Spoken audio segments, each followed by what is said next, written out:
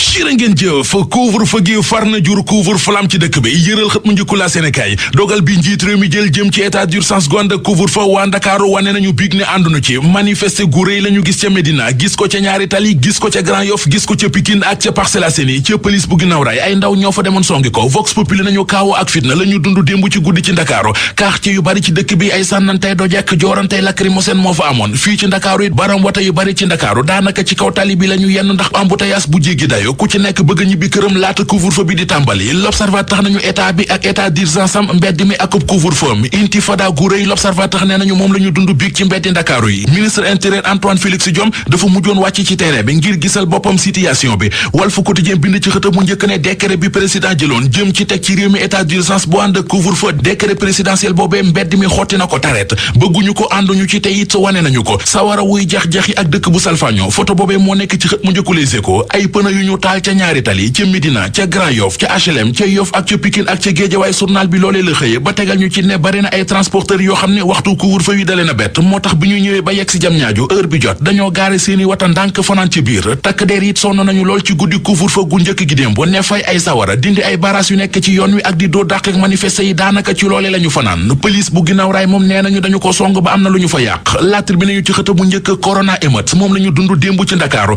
ndaw ñi taal nañu dëkk bi jàmmarloog takk der yi doon doo dàqe ak ñoom lii quotidien nañu Macky Sall la ñu doon tontu ci dogal bi mu jël ngir xeex mbas mi Soleil national mel ne ku naan ñu kon de njaw des naw xam bi ndax démb ci àllarba ji bi ñuy amal ndajam conseil des ministres président de la république Macky Sall sant na gaañam yi ngir ñu fexe ba misir yi ñu teg ñëpp tege ci nee na leen it muy ci ministère yi di ci structure publique yi nañu fexe ba jële fa lépp li de rassemblement bu méngawul ak mesures yi avocat bi di maître Aladji Diouf ni ñu ci lii quotidien Macky Sall mi bëgg nit ñi tege ci yoon moo njëkk a jàddu yoon ndax li mu def tegu ko fenn corona bi munta nekk ci réew mi yépp ñu tànn Ndakaaru ak kees naan ñoom la ñuy couvre-feu libération xëy ñu yeggee li nekk ci modification loi bi jëm ci wàllu état d'urgence ak état de siège nee nañu Macky Sall nee na ñëpp tey pouvoir yépp am na sañ-sañu décréter couvre-feu ci réew mi te du soxla ab état d'urgence bu ko neexeet mën naa jël dogalu wàññi déplacement yi ci diiru benn weer boo xam ne mën na koo renouveler benn yoon sañ-sañ yooyee ko loi bi jox mën naa sant ministre intérieur mu doxal ko ba beneenub ministre bu yëf yu soxal wala gouverneur yi wala préfet yi li quotidien nañu l'heure est grave gi ñuy wax ku xool bakkan yi mbas mi jël xam ne lu wér la xëy na ci Ndakaaru ak ca Kees fa la yëf yi ëppe waaye du foofee rek ne muy ca Jurbel